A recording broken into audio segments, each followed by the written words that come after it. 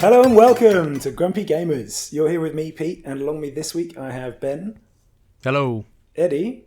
Hello. And Kirk. Hello. You cut out slightly for me there. He went robotic for me. He did.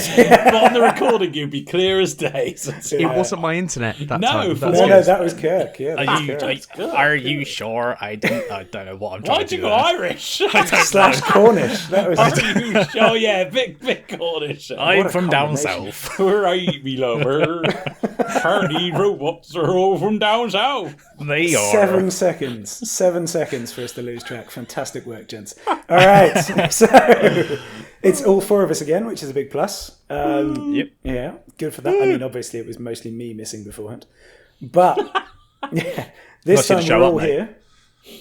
Thanks. This time we're all here, and that means we can complete Eddy's feature from 2 weeks ago, can't we? Yes. Absolutely. Yeah, so that is the end of our show this week. Will be Eddy's Real Deal, and all of us will be the games we've purchased based on Eddy's recommendations. I'm pretty sure we didn't call it Eddy's Real Deal. No, it is now though. Why is it that now? Wasn't it Eddy finds a deal, wasn't it? Or something? No, because John mentioned it on Twitter, and then I was like, right, this is a great opportunity to produce a little thumbnail with a picture of Dickinson. I saw that thumbnail. That was glorious. Yeah, with you and rather than saying Dickinson's Real Deal, it says Eddy's Real Deal. See, it's a whole thing. Take it all back. Wonderful. John gets a shout out on the podcast as well. Absolutely. Well deserved. Everyone's a winner. Oh, God. You haven't seen the show, have you, Ben? Oh. No idea. Right, but before we get to that, we do, of course, have the news and the new releases and a bit of what we've been playing, which this week we've got Dredge, haven't we, Ben? We do, yeah. We've got Dredge. Yeah, I'm pretty sure that's our biggest game of the week, though. So with that, we'll move to the news. Okay, lovely. Quick news.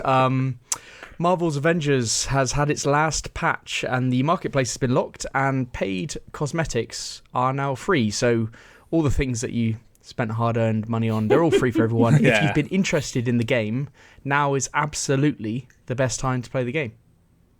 I will not be playing it. Yeah. Okay, but they might get some new players because of this. But yeah, last content, big patch release for Marvel Avengers before it goes. They're not supporting it from I think September. So okay, wow. That's that. Rumor has it that Netflix will be bringing games to TVs now because Netflix do games. So they say. So they say. Yeah. You know, supposedly that's the thing. Is it just on your phone or whatever? But anyway, they're coming to TVs now and supposedly going to use your phone as a controller. So that's been claimed by Bloomberg and some other people that have looked at some code behind the scenes. So looks like it's going to happen. Don't know when, but watch this space for Netflix to enter. Wasn't there something that did games on the TV? Wasn't it like the old Sky used to have like 5 really bad games on it or something? It had like a Beehive Bedlam. Yes, that's it. Oh, Beehive yes, Bedlam. I wasn't that making game. this up in my head. No. That was it, yeah. No, that was a fucking banging game, to be fair. I That lost was a banger. countless hours to that. There was a few other bangers on there, from what I remember. Sky had some games. The controller wasn't that responsive. No, the Sky Remote was a bit dog shit, but Yeah. it is what it is, isn't it? Yeah, lovely old job. Right, next one. There's a new SSD external hard drive being released to rival the existing Seagate option for the Xbox Series consoles. So that one's been out since launch, I think, and I don't think there's ever been an alternative which has been an SSD. I wouldn't get too excited, despite people online getting very excited and news outlets. It's not that much cheaper. I think it's about £20 cheaper for like terabyte or something. So still crazy expensive. Still out of most people's price range. Also, it looks awful. It's got this typical branding that they do. So it's like got loads of ridges in it. I know. The good thing is it's in the back of the console, so you don't see it. But yeah, I was just going to say that actually. It does plug in the back, so. For the first time in my life, I actually do want one of these because I've got loads of games that I can't be asked to uninstall because I need to play them. Like Wolong and Atomic Heart. I need to play them, but I also want to play other games, and for that reason, I'm not installing other games. It's really pissing me off. To be fair, what, Eddie? To be fair, Eddie, you could just use like a normal external SSD because it won't give you the speeds that the internal one does. And I think quick resume is not usable on it, but you could you could offload a lot of stuff to that and then just kind of shift them between to and from. Don't use an SSD. Just use a hard drive. Yeah, you could just have a normal hard drive. And you can just easily transfer them. Abby does that. Yeah. Eddie, Abby does that. She has external hard drives for the PlayStation and the Xbox, and just transfers between the two. Oh, delightful! Thank you. Yeah, I just don't think I don't think there's personally for the price because we're talking like £200. Yeah.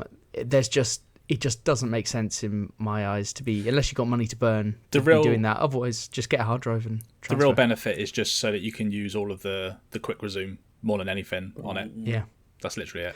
I always hard shut down my console anyway for energy. You know those bills they rack up. Oh, so. Get a grip, mate. It's not that bad when it comes to the console. Man, it is. No, yeah, it is. Christ, yeah. Whew. Same fortune. Okay. Someone's watching the pennies. Honestly, Anyway. Kirk, I imagine Ben has a spreadsheet documenting exactly how much he does, yeah. Don't you worry about me, son. How many pennies per hour? How many pennies per hour does my Xbox take? That fucking Series X. Fuck you. This kid's saving. So yeah, quick resume. Go fuck off. Next one. Vampire Survivors won Best Game of the BAFTAs. God of War Ragnarok won 6 awards. Yep.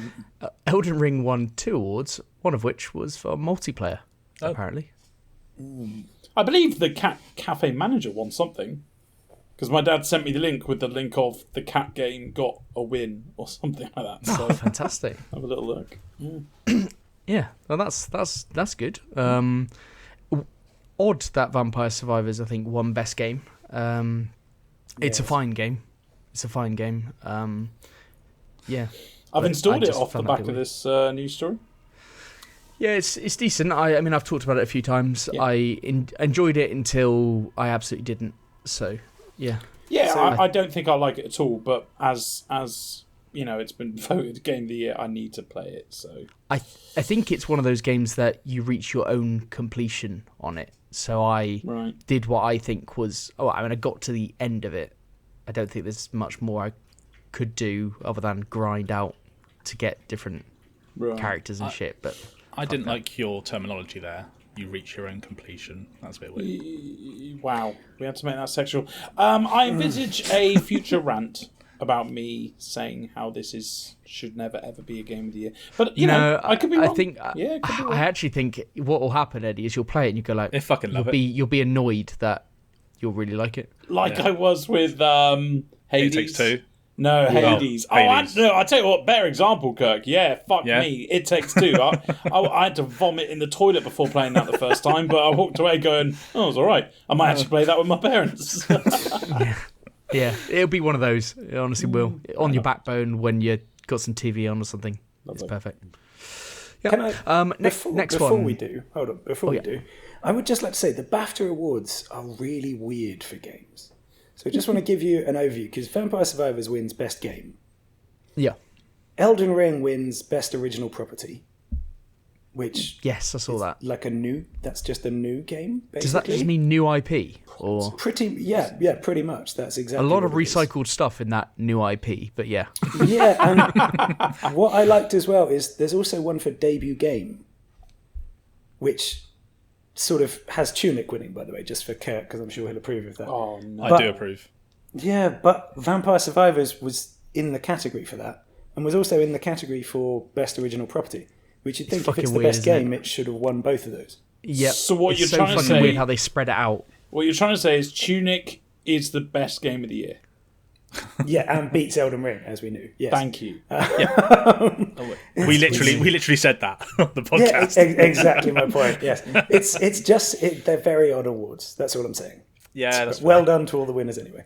Don't you find that all the award shows do that though? It's like logic just gets thrown out the window, and it's like, well, how can that win that if it won that? I would say I would agree with that, but Summer Games Fest is a bit, when they do their awards, they've always been very on the nose. Do they do awards at Summer Games Fest? I thought they only did it at Game of the Year. The Game Awards. Sorry, that's what I'm thinking of. It's just because it's got Jeff in charge. Yeah. I love Jeff. Easily confused. Yes. But yeah, they seem to always like you know what's going to win when it's coming up. Like they don't do any kind of like left wing decisions there. So.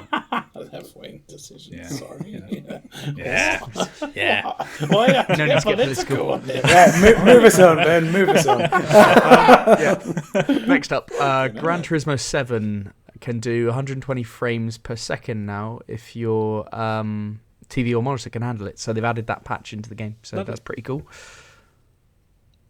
Okay, were you going to say anything? No, just saying lovely. Yeah, it is lovely. It is lovely. Next one, EA are laying off 6% of their workforce as part of restructuring, and that could mean up to 775 people are laid off. Now, this hasn't made it into the main news. We've talked about layoffs previously. It now is just becoming commonplace, isn't it? Yeah. That restructuring and the tech industry as a whole has been hit, and EA are just another company which... Does EA employ 15,000 people then? It would imply. Jeez, okay. Wow. Yeah, that's a lot.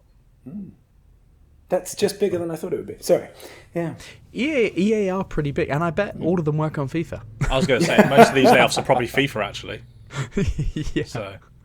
Yeah, that's because of the success of eFootball with their 150 million downloads. They can't keep up. Oh, very good, very good. That's a deep callback. Banter. I like that. Deep callback. Lovely. Atlas Fallen. We only talked about it a couple of weeks ago. It's been delayed to August. Yeah. It looked really good. We didn't really know what it was, but it looked great, and we talked about it in our Q2 releases.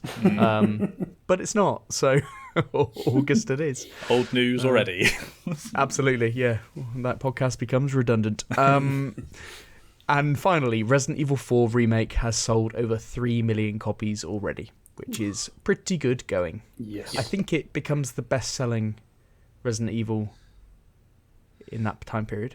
But yeah, it's done I all could have right. made that up, so yeah. It's done all right. Yeah, some good news for them there. Excellent. Well, let's keep the good news going with the main news, and I'll kick us off with some... E3's been cancelled. Yeah. So, I mean, it's not really that big a surprise, I think, to any of us that this has happened. But it has been called off. This originally came through by an email sent out by ESA, which is E3's owner, apparently, and was, of course, meant to be an in-person event in June, which I think is the first proper in-person one since COVID, wouldn't it? So, yes, that's correct. yeah, a bit tragic. It was also the first one that was going to be organised by ReedPop, who are also organised PAX and EGX, which we go to. Yeah. So sad for them, more than anything. This, of course, was caused by the fact that Nintendo, Microsoft, and Sony are not attending at all. Yeah, I did like Nintendo's reasoning, though, which is that their one big game of the year comes out before E3. So what would the point be? We got The one big thing that they've got. Yeah, we got nothing else to show. Don't worry about it, guys. Exactly, yeah. So, I mean, I think Ubisoft were originally confirmed to be attending, then U-turned and dropped out thanks to Assassin's Creed Mirage being delayed. And then in the wake of that, Sega and Tencent backed out as well. And that was the end of that. And they did then confirm this with a statement which, to be honest, I can't be bothered to read. It's just PR, isn't it? I don't think you Yeah, need it's to. PR. Yeah, it's literally from just our PR machine? saying it's challenging and they couldn't do it. So, yeah, no E3 once again. I mean, Very Yeah. sad, it's sad. It is sad because we have spoken about this before, and Ben, I think you possibly agreed with me. I would have loved to have gone to an E3, like an E3 of yesteryear. Like, In the heyday, I'd have loved to have gone to one. because it's where all the big time things happen, all the big announcements, and to be when you're in a crowd of people where something huge is kind of like going off, that's you get that kind of excitement, don't you? And it's just obviously none of the big players wanted to get involved this time, and they don't need to. COVID has proven that they can do their own fucking shows and just get on with it and spend much less money. So, I mean, it's odd to think that the final live E3, which is 2019, is the one where You're Breathtaking occurred. Oh, right. Yeah.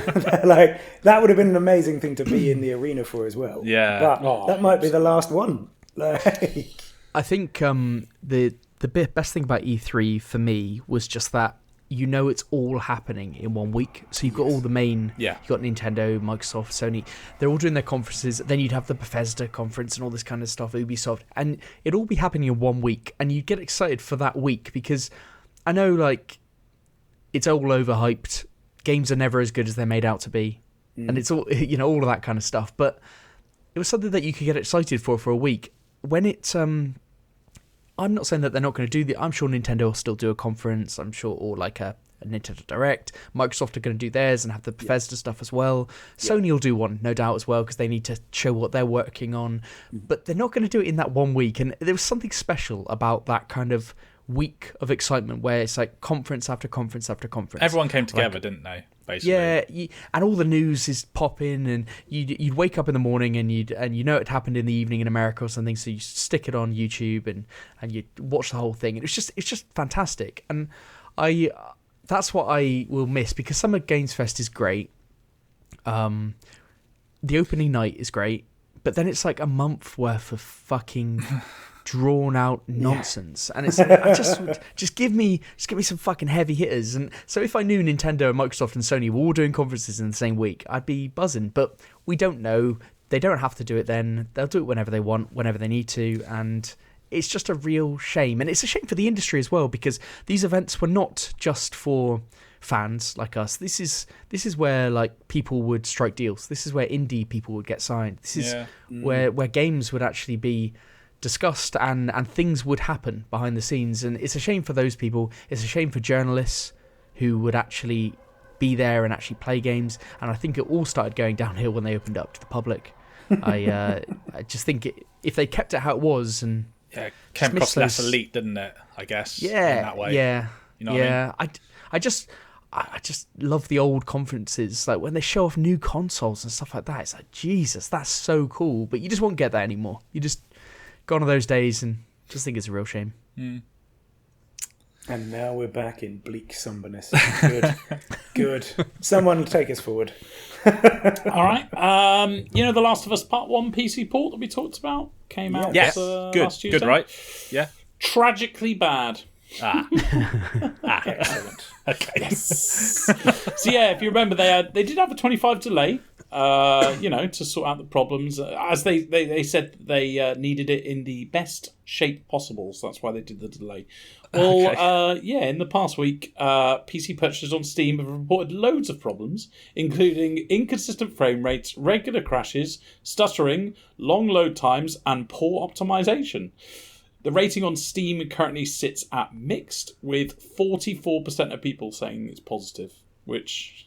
That's not very good for this kind of game. For what's known as one of the best games of all time. Yeah, fine. Naughty Dog have said in a statement since this on their social media channels, "We know some of you have not experienced the Naughty Dog quality you expected. Our team is working hard to resolve issues currently preventing some of you from experiencing the game to ensure it reaches quality level you expect and deserve." How lovely.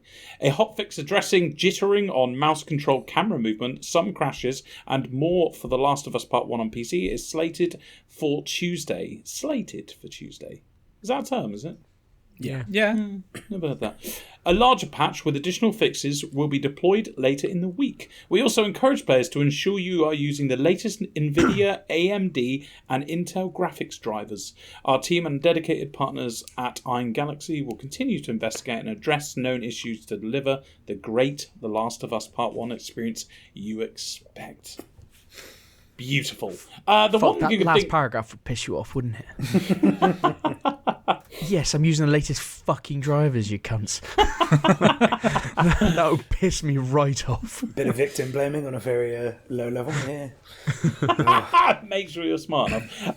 You know what? The good thing about this is I encourage all our listeners to go and look at the glitches that have happened. There are some beautiful ones, particularly the eyebrow glitch. There's an eyebrow glitch where it makes. Have you seen it, Kirk? Yeah. Fuck you know, it makes all their eyebrows really bushy and really big and bushy. It's beautiful. The other one I've seen as well is where Joel and Ellie are on a horse, and Ellie, it looks like some sort of like necromorph on the back. Yeah. Just like she's all fucked up and not looking normal. A little immersion breaking, I would say. Just a little. Is this game basically unplayable? I'm probably asking Kirk, I think, on this. No, so I actually watched a good chunk of Digital Foundry's comparison video today. Yeah. It is playable, but it's a fucking hard time, basically. If you're trying to run it on the ultra settings as well, it will more than likely crash a lot, which is I heard that it crashes on even medium settings. The medium settings as well. Holy shit! Like basically all the textures are super low. Like it looks like a PS3 game at times. That's how bad it is. What gets me is that this is the same company, Sony, that pulled Cyberpunk off their store. Yeah, that's a hell of a good shout. Because it ran like dog shit. Yeah. But they're okay putting something out on PC. Somebody needs a fucking mirror at this point. It's quite sad to see, but I'm surprised. Are they trying to? They're obviously not trying to do this on purpose, like to make it so bad that people go, I'll just buy the PS5 version then. That would be a hell of a tactic. I mean, it would be. That would be 200 IQ. I wouldn't be surprised if someone in the boardroom at some point went, just do that. And make it really shit. But it does tarnish the brand a lot, doesn't it, with this kind of thing? Let's be honest. It's got to be, because the TV show, this was obviously supposed to come out 25 days before, and that would have coincided with the end of the TV show, presumably. Yeah. And so somebody out there has gone, no, you have to release it. You have to release it. Like, well, no, but it's going to be shit. No, you've got to release it. Yeah. It's bad news. It's bad news. And now it's the lowest rated Naughty Dog game ever, right? Yeah.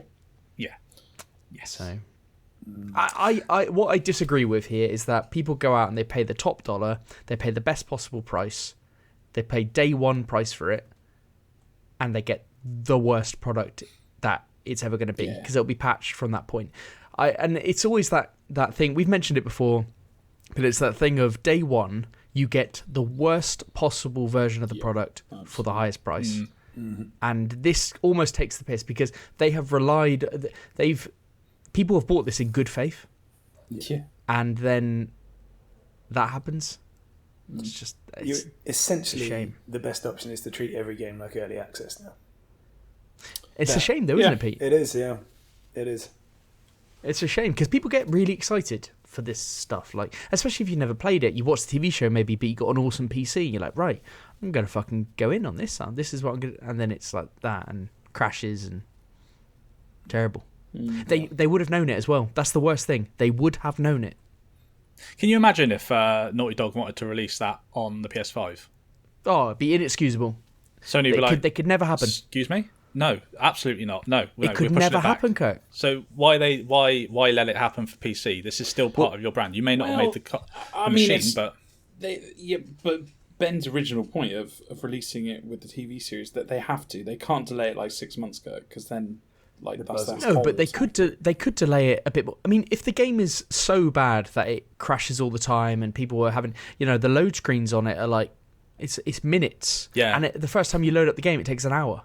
Yeah, it's got to render a lot of stuff in the background first. It's like this isn't just like some people getting pernickety over it not holding 60 frames. This is dog shit. So it's I cannot understand the mentality, and to me it just says, oh yeah, PC, we don't care about you. Like, that's not our thing. And it's like, it is your thing. You want it to be your thing. You're trying to push that market, and yeah, so you lose faith now in all PlayStation games coming to PC. It's a big price tag as well, isn't it? It's let's have a look. £50. Big old price tag. Yeah. Big old price tag for something that you can't can you imagine replay. because I was saying that I am going to get this eventually. I know. Can you imagine if I paid £50 and at least on Steam you can get. Well, the problem with Steam is you have a 2-hour window to play it. See where an hour of that is taken up with it trying to load. I'll be honest with you, clever. Eddie. If you wanted to play this, I think you're better off putting your money into a PS3 and buying the original. Because this doesn't look any better, to be honest with you. Very good. I'm sure it'll be fixed, but that's not the point. But I'm sure it'll be fixed in a month or so, but it isn't the point. So, bad news there. Shall I take us on with some good news from Sony? Come on then. Good news, baby. Actually, sorry, I've just reread the title. It says sales are slow for Sony's PSVR 2. We've already done that. Fuck you, Kirk. Are you done? Thank you. Yeah, thank you. Right, so it's been claimed that there have been less than 300,000 units of the PSVR 2 sold within the first 6 weeks of its sale. Bloomberg has pegged sales sit around 270 by the end of March. So that's where we stand right now. Sony hasn't commented on this, but have previously stated that there was enthusiasm for the device and its software lineup. Now, Pete, you'll probably have to correct me here. I'm not sure I'm going to say this right, but Sony's chief financial officer, Hiroki Totoki? Yep. Yeah. Cool. Said the company hoped VR2 would match sales of the original headset, which was about 5 million units to date. Bloomberg has now projected 1.5 million sales by March 2024. So amidst the hesitant consumer spending and a price tag of £530, sorry, I should put that numeric in there. Metric. I'm seeing flames again, guys. And the requirement of a PS5. This could be part of the problem, but of course, Sony doesn't seem to be advertising the headset anywhere. I don't know if you guys have seen any ads for it. Have you at all? Because I haven't. I don't think I have. Yeah, I definitely haven't. Nothing on TV, nothing on kind of like your YouTube ads or anything like that. There's no billboards. There's just nothing there. So I think I might have seen something during the football. Yeah, but I think that was an advert for the Mario movie. Oh, there you go. So, I mean, personally, I would like one of these. I missed out on PSVR, but I'm not willing to drop £500 on it and maybe play it for just a little bit and then realise that no one's going to support it going forward and then basically just have this big dead paperweight of hardware.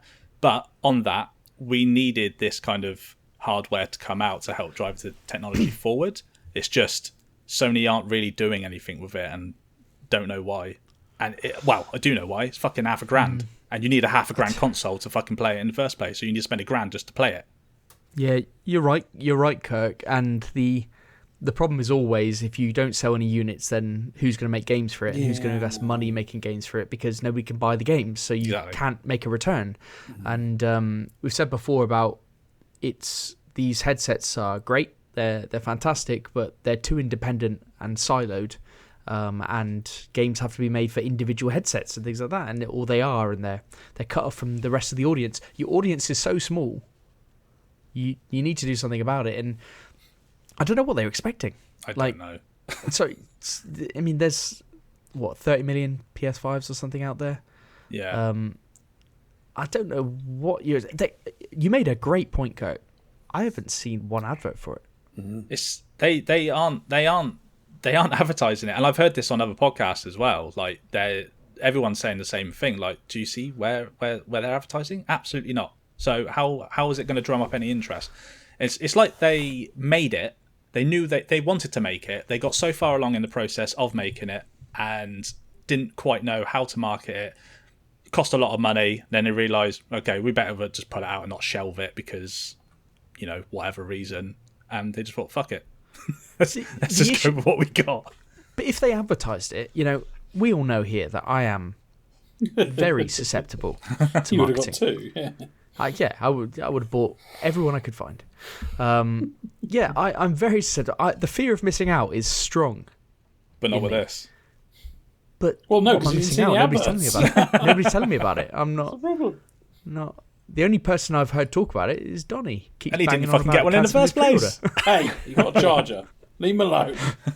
That costs more why they're doing $6. crap. But yeah, I don't really hear about it. So it's what do you expect? I wonder if it's going to get a price cut at some point, quite soon. It has to, right? They got to bring it under £500 for a start, and I think maybe 400 would be more of a sweet spot for a lot of people. Yeah, it would, but the problem is too good a headset, isn't it, for that price? Yeah, it is true. But it's very good. Alas, that's why they've only sold less than 300,000 units so far. So, yeah. Never mind. I have positive news though. I have genuine positive news, guys. Okay. All right. So I'm bringing us back. I'm bringing the podcast back. I'm ready. So let's all get in the mood. All right. Yeah. So last week there was a Nintendo Direct, and it was all about Zelda: Tears of the Kingdom, the new game coming out in May. It is May. I think it's May. And it was the day after we recorded, so we just missed it. I think I said a few weeks ago, I'm not massively hyped for the new Zelda game, even though I loved Breath of the Wild. Like, absolutely adored it. It's what got me into realising that handheld gaming could be fucking amazing, like proper console games in handheld gaming form. But they didn't show much of the game. They hadn't shown much before. They didn't show too much here other than some features and like just brought you back into the world. It's a massive opportunity for them, and they delivered. So it's 10 minutes of gameplay, which is basically just Link running around, going from the ground up to the sky, because there's like a sky world, and he's on the floating islands in the sky, isn't he? Exactly. And it's like interchangeable, like there's no loading screens, you're just going between the two. Fantastic. Initially when they started showing the Direct, I was like, this is identical to the first game. Doesn't look a dramatic improvement visually. I felt disappointed, and that did not change throughout the Direct. I still thought that at the end. But where's the positive you were telling us about, Ben? No, but my god, they did a fucking good job.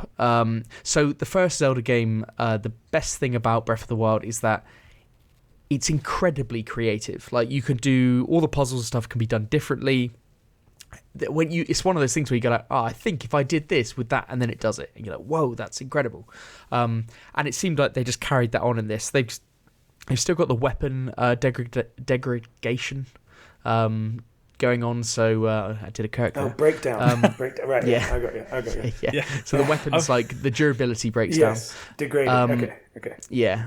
So they've still got that, but what they've got in addition is that you can fuse things together, like a stick on the ground you can fuse with something else to create some like massive weapon and stuff, and it just seemed like you could do a hell of a lot. There's also like traversal mechanisms where you can create different crafts. Like they showed Link on a few different like almost vehicles, and they're like, these aren't in the game, you can just make things. And it's like, wow, that is fucking cool. They've added like different traversal mechanisms in terms of when you're in something where you're a place where there's a ceiling above you, you can kind of transfer to the level above you, like go through the ceiling, which makes traversal so much easier to get out of dungeons or like caves and things like that. Like, that sounds brilliant.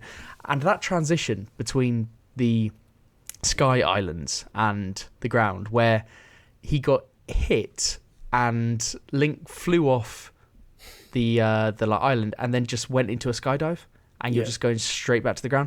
I thought that was fantastic. Like, the scale of this game seems great. They're going to have to pull something massive out for this to be better, for it to score better than Breath of the Wild. I don't think it will score better, but I think this will be a better game. And it just reminded people like me that, that game's going to be fucking good. It is going to be great. It's going to be one where you just sink into the world. Like, you're just like, this, I'm just going to play this for a while. Like, I love games where you can just log on for the night, do basically nothing, but 4 hours have gone past, you know?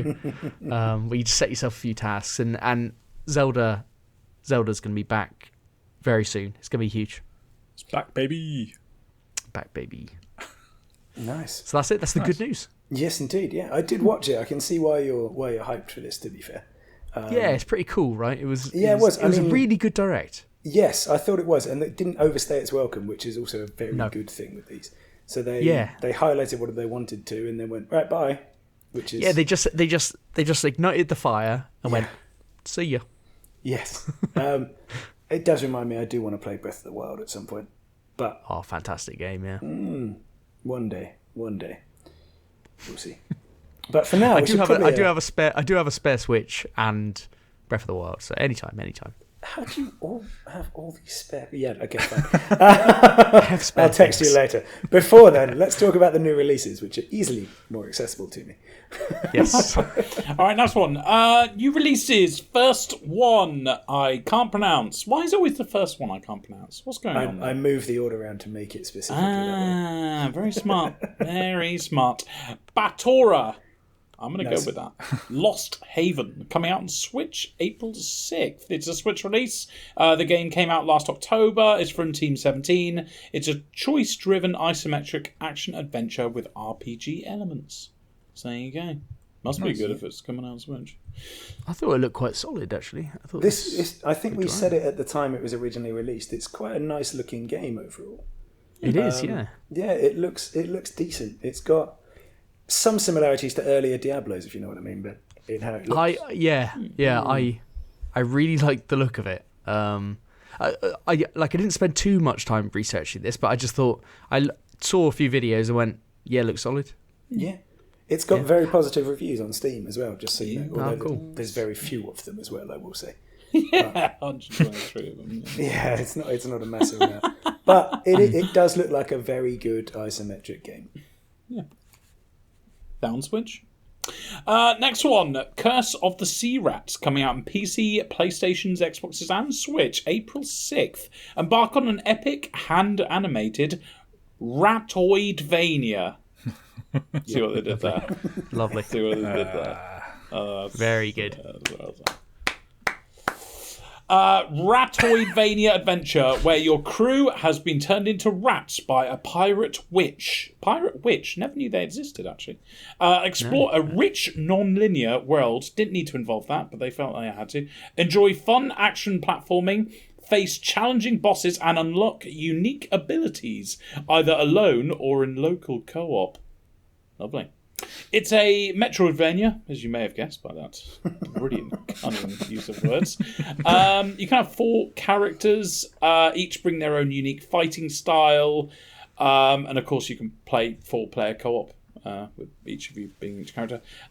Each character has its own strengths and weaknesses. You'll be able to improve their abilities as your adventure progresses, unlocking new special skills, boosting your offense and defense, or learning powerful magic attacks. It says there's over 12 hours of content as well. It's a weird brag, but that is a bit weird. It felt like they needed to include that. I don't know why, but yeah. What do you guys think? I think this looks pretty good. Wow. Okay. I'm on the fence because I like the fact that it's hand drawn because this is very much the Ori-esque style. But what I'm not keen on is the fact they're rats.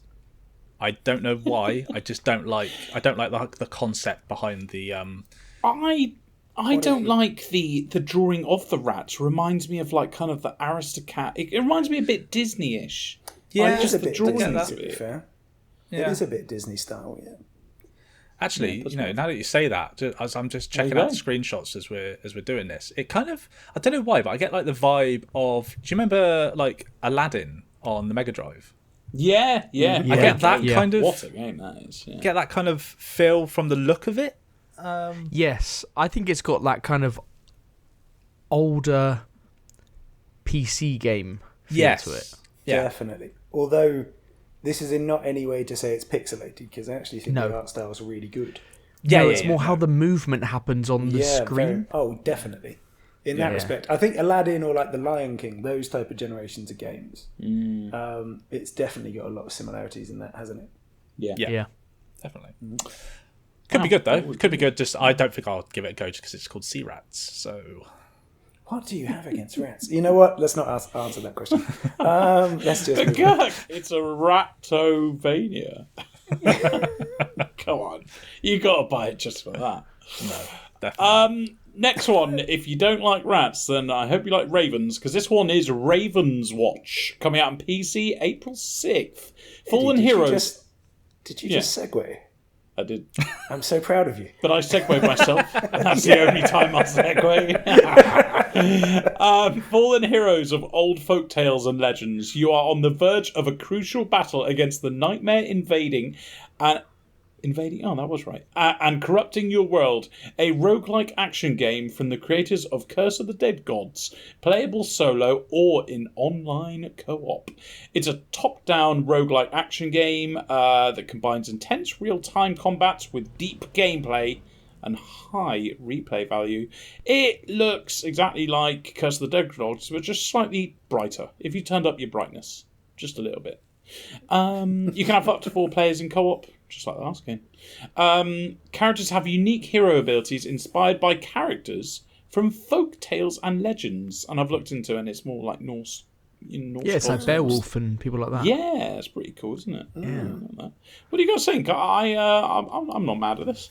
So I when I first watched the trailer for this, I was like, they kept mentioning Curse of the Dead Gods, and then they showed all the 9 out of 10s that Curse of the Dead Gods had, and I thought, why are you doing that? But then I thought after that, nah, fair play, because I did like Curse of the Dead Gods. So now you've told me that, I'm now interested. So they knew what they were doing. I've got another spin, Ben, is people that aren't really paying attention, they look at the screen, they just see like loads of 9 out of 10s. And they don't look at that middle bit that say Curse of the Dead Gods. Yeah, you're right. There's a couple of plays on that, and fair play to them. I liked Curse of the Dead Gods, but I found the light and dark mechanic annoying, and I don't think this has it in. So this could be much better for me. I think this game looks fantastic. Obviously, coming off the back of Hades, then Curse of the Dead Gods. Now this looks pretty good. Fair enough. It went from fantastic to pretty good in one line there, but yes. No, I also think this looks pretty promising. Backtrack. Yeah. It's early access. Yeah, that's also a key part of it. Yeah. But if you liked Hades or Curse of the Dead Gods, you'll probably like it. Yes. Yeah. Absolutely. Next one is Ghostwire Tokyo is getting an Xbox release coming out April 12th. And I have looked into it because Ben, you loved Ghostwire Tokyo, didn't you? And you had some great things to say about it. And it's also coming to Game Pass day 1. Lovely. So, so I'm really happy because how do I put this nicely? Yourself, Ben, and Donnie spoke extremely highly of it, but it's never a game that I could imagine me paying money for. So I am really happy about this. Ben, tell me why I should buy it. Why I should download it. Why you should buy it with a download. There's no reason. Yeah, don't buy it. I love this game because the atmosphere of Tokyo, like the way it just feels so real, like walking around the streets and stuff like that. It's really it's its massive plus point. The one negative, probably 2 partial negatives I've got on this is that the enemies, there aren't many different enemy types, so they could have done a bit more there. And secondly, if you draw this game out beyond like 12 to 15 hours and you want to do like a 50-hour, do everything, I think it would become quite repetitive, but I didn't. I pretty much mainlined the story with side quests, but didn't like get all of the area. And I absolutely loved it. I couldn't put it down. But yeah. I do understand the criticism of it being very samey if you're just trying to unlock all the map, you know. But it's good. Very, very good game. Cool. Yeah, I think criminally underrated, actually. Criminally. Like someone should be put in prison for it. Criminally. Ben, you are full on roller coaster again tonight. A minute ago it was okay, then it's criminally underrated. Criminally. I'm gonna give this a go. By the way, nice. You got to. It's on Game Pass, and Ben was just so gushing over it last year. Like gushing. Yeah, he was all right. Really? Yeah. He was feasting on its joys. I don't know what's going on. What? What? That wasn't better. Told you I'm seeing flames. Seeing flames, guys. Don't know what I'm talking about. Oh, dear me. Right, let's move on. Murderous Muses coming out on PC, PlayStation's, Xboxes, April 12th. Solve a sinister murder by spending 3 reality-shifting nights in a haunted art gallery. An infinitely replayable murder mystery blending deduction, exploration, puzzles, collectibles, and FMV. It's a point-and-click kind of murder mystery with some puzzles involved. It has real-life clips of like actors to help you like get an idea of what's going on and stuff. Jesus Christ, the graphics, apart from obviously the live capture, is absolutely horrendous. And I don't think anything about this game attracts me to it. But I guess I'm not the target audience. So what do you guys think? None of us are either, I think. No. Oh, you know, Eddie, do you remember we had that dating game a while ago? Which was like, yes. Which was clips. Came out on Valentine's Day, I think, didn't it? Yeah. Now that game... Didn't Kirk rip Pete, even though he wasn't here about it? Yeah, he did. I was on the show with that one, I think. Oh, right. Unless there was a different one. But, a rarity. Yeah, thank you. Yes. Thank you. Oh, little dick. What a burn! Careful what you wish for. But but what I was saying about those, though, I remember saying with that game, like the production value was very high on the clips. It was. This is not. Yes. The backgrounds in this game make me think of the backgrounds behind the advisors in Civ 2. For reference. That's the level where I loved those advisors. They were the best. But they're the best. In this context, 28 years later or whatever it is, it's not so cool. And I've seen some of the clips, and the acting in it is as good as the advisors in Civ 2. I can't believe that. No, I can't believe that for 1 second. They were fantastic. They were committed. They all committed. The other bit I wonder is when you say it's an infinitely replayable murder mystery, does that just mean they're never giving you who did it? Oh. Or it changes each time. I'm guessing, it's got to be, hopefully it's the latter, because otherwise it would be infinitely replayable but never satisfying, surely. No. You might have been right. Someone's in prison forever now because of your investigation, but you don't know if they really did it. It's also a bold-faced lie, because there are not infinite options. No. It's just a bold-faced lie. All right, let's move on to Beyond the Long Night, coming out on PC April 13th. It's a twin-stick action roguelike. I'm not going to read out the blurb because it's not worth it. It's got like Terraria or Starbound visuals and audio. Terraria. Did I say Terraria? Yes. Terraria. I even spelled it out right as well, didn't I? I think you did. Terraria. Yeah, silly me. You can acquire, stack, and combine powerful upgrades. So it's kind of all about doing that. And I'm not mad at it because I love Starbound. In fact, I'm playing the shit out of Starbound at the moment, but I'm not going to talk to you about that for a couple of weeks. So I'm enjoying it so much. Okay. But yeah, what do you guys think? It is a free demo as well, honestly. I think for lovers of retro roguelikes, twin stick shooters or whatever, I think it's great. I think you can't. It'd be right up someone's street, absolutely. Not me, but someone. All right, fine. Anyone else for any more? No. I think you summed that well. I think that was very good.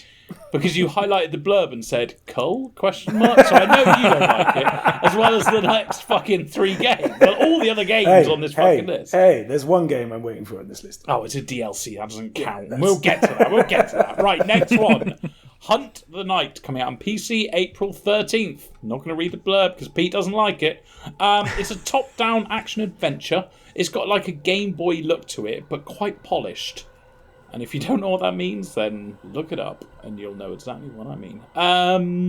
It's all about upgrading and customizing your build to like face different bosses, and customizing it so certain bosses do certain things and you need to custom to the build and all that. So what do you guys think? Are any of you interested in this? I think it's exactly the same as the last one. It's absolutely a market for this game. I think it needs a home on the Switch, to be honest. I can't imagine anybody booting up the PC to play this. Maybe Steam Deck, but this is on the PC. Maybe that's where you start out before you bring it to Switch. Yeah, I think so, Ben. Yeah, a perfect Switch game. Yeah, I agree with that. And a lot of PC gamers do play these type of games, which does baffle me as well. But I'm sure the people who do like this sort of game will love it. Yeah, absolutely. It looks a top quality version of these types of games, like the Game Boy downward looking, like the Pokemon kind of yes look. And is it an RPG? Is it an action adventure RPG? Yes. Yeah. I think it's right up a lot of people's street. That's interesting you said that, Ben, about on the PC, because I did a emulator, isn't it, for Pokemon on PC, and even though I love Pokemon and it is a timeless classic, I couldn't play it on PC. I just had no. I think it's because I've over the many years I've considered playing a game on my PC as all encompassing, and I want it to be like headphones on. I want to experience it, but honestly, I could not do it. In knowing that if I had it in my hand, doing it while the TV's on the background, I could easily have played it, but I couldn't do it. You're in luck, Eddy. There's some wonderful emulators for your mobile phone that will get you Pokemon. But I didn't say that. Wow. You heard it. Pete Frost of London. There you go. Off of London. Look him up. Of London. Because there's probably only one. It's definitely the Nintendo ninjas who are coming after me, not that, but yes. Right. Next one.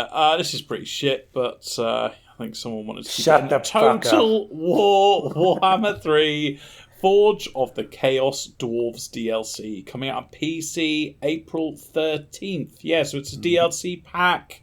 The last of the tabletop races finally joins Warhammer Total War. It's the Chaos Dwarves with 26 new units. It seems a fucking lot. Hey. Pete, I think I remember ages ago you saying that you really wish these guys were in the initial release. So I assume you're really happy about that. I did, and I am, yes. This is kind of the one it's the first of the Warhammer 3 races I really want to play. Like the new ones for this game. So I'm very glad this is coming. And by the look of it, they've given them a completely unique mechanic in the campaign. So they don't play like any other faction. So yeah, I'm really looking forward to it. I can't wait. What's the new thing then, Pete? I did see some. I saw loads of like different lords and stuff. Yeah, so there's a couple of them. There's like a political system in between them, between the factions of the Chaos Dwarves. But the main one is all your towns and cities function differently than they would do for any other faction. So I think you have like factories or mines. Basically, you don't have any normal towns. Ooh, so it completely changes how you play it, apparently, which I'm looking forward to. Very cool. I think a lot of people interested in Warhammer will be interested in this because Chaos Dwarves were, even though they were a little bit late to the party, they were always very popular, weren't they? They were. Yeah. I think it's because everyone loves dwarves and everyone loves a little bit of evil, so a lot of people chose Chaos Dwarves as their, end game. So exactly that. Yeah. Yeah, I think a lot of people like that. Okay, next one, Voo Dolls. Voo Dolls? That sounds weird to say. Coming out on PC April 13th. Is April 13th a Friday? Thursday. Damn it. That would have been so cool. It's a tower defense where you also play in first person. So you build up your bases and shit, and then you jump in first person, boom, boom, bang, bang. The worlds are like Populous. Do you remember? Is it called Populous? Yeah, I'm pretty sure it's called Populous. Remember that game? Where the worlds are like really small and you can rotate around it. Yeah. The worlds also have like secrets that you go around and explore before they come and fight you, and you can find things that boost you up and stuff. The graphics are kind of like bright and a little bit cartoony. What do you guys think? I watched the video for this and I thought, whoa, that looks like a PC game, and it was. And that's when I stopped. You always say that in a negative way. Yeah, like that's PC's a Nintendo gamer. Thing. Yeah, that's a very good point. And this is it seems like such an odd game, if you know what I mean. It's quite. I mean, unique is the more positive spin on that, I suppose. It seems quite unique as well, but I can't say it's making me want to pick it up and play it. I don't know why. It Fair. is. Fair. Yeah. Why it is? Yes. Yeah. I thought he was just going to stop at why, and I was with him on that as well. I don't know. Yeah. What? Why? Okay. Oh. And that's the opinion on that game. So what's the game of the week then, Eddie? Fucking hell. I mean, Can I give it to Ghostwire Tokyo? Yes. Yeah. There was 2 yeses and 1 no, so I'm fucking running with that. Yeah, look, all the other games look shit to me, and I'm really excited to play Ghostwire Tokyo, and it's coming to Game Pass, so I'm going to play the shit out of it. So that is my pick of the week. Pete, if it wasn't that, it was going to be Warhammer 3 DLC. So. Oh, I would have said no to that as well, but okay. Right, in that case, it's Voodolls. Voodolls is There we go. There we go. Ravenswatch looks genuinely good. I think it looks good. Sure. Wonderful. Good stuff. Fine. Great, right. Well, shall we talk about what we've actually been playing then? That was such a weird segue. I was making sure they were done. Okay. Yeah, I was making sure. Stop laughing! Stop laughing! Right. He doesn't like us to be happy. No, he's a miserable fuck, isn't he? Shut up. He's the grumpiest of us all. I've been playing more Resi 4 because that's all I've got to play at the moment. Well, actually, I just want to play it. But I've only done a couple more chapters. I haven't had too much time personally to get on with it. But I got to... I think this was in the original game. There was a... there's like a mine section where you got to go on one of those carts that, is basically like a train ride with you and one of another character in the game, which was fun. It was fun up until the point the other character kept saying the fucking same dialogue over and over and over, and it was like, it wasn't, they obviously record a bunch of dialogue in these games, so there isn't a lot on repeat, but this section fucked me off. So essentially, when you go around a corner, you're meant to press the opposite direction on your thumbstick so that you lean against it so that you don't topple over. Yeah. And just basically the comment that he keeps making is just like, oh, shit, we're going to go. And it's like, okay, great. But then he says it again and it's exactly the same piece. And I'm like, oh, shut up, man. And I think the section lasts about like somewhere between like 8 or 9 minutes, and it's just like, okay, I've had enough now. And there was a couple more boss fights that I've done. Now I did say last week that the game is not scary in the slightest, and I think anyone that says that it's scary, I don't know what their interpretation of scary is, but this is not it. However, this boss was a bit creepy, and the way that it's introduced to you, it kind of shows you what it's looking through for like a brief moment. So basically the game takes over and you just kind of see red and you see the environment that you're around, but you don't see yourself as Leon. And then you just hear thumping everywhere, and because I got surround sound as well, I'm just hearing it like from behind in vents, and it's not weird flex.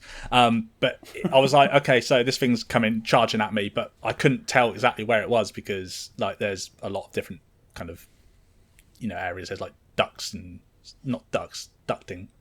Ducks? Yeah, not ducks like quack quack. Ducks like ducting. Quacky. So shut up! I said it. What other type of ducks are there? Are you talking about geese? Were there lots of geese? Swans? No, Swans. Like the vents, like the venting, like ducting. Yeah, shut up. Anyway, Don't get stuck in vents. vents. That's what you do. Ducks can get stuck in vents. Oh god damn it! So yeah, pigeons maybe. Okay. This is going down south very quickly. This was only meant to be a quick bit, boys. So, anyway, the fight was not inspiring, to be honest with you. I think the best bit about it was just how the enemy looked. Like, it is pretty sketchy looking, but not to the point where I was like, oh, I'm shitting my pants and I don't know what to do. You fucking hate this game, don't you, Kurt? It's very Resident Evil-y, and I've spent 55 quid on it, and I need to fucking complete it now. Okay, if you spend the money on it, you wouldn't. I would have traded it in. Pass, Kirk, if it's just Game Pass. No, if my friend had bought me this, I would have traded it in already. I tell you what, if you weren't on this podcast and if you hadn't told somebody that you were playing this and we berate you for not finishing it, yes, that's exactly. You'd be giving this game up, wouldn't you? Yeah.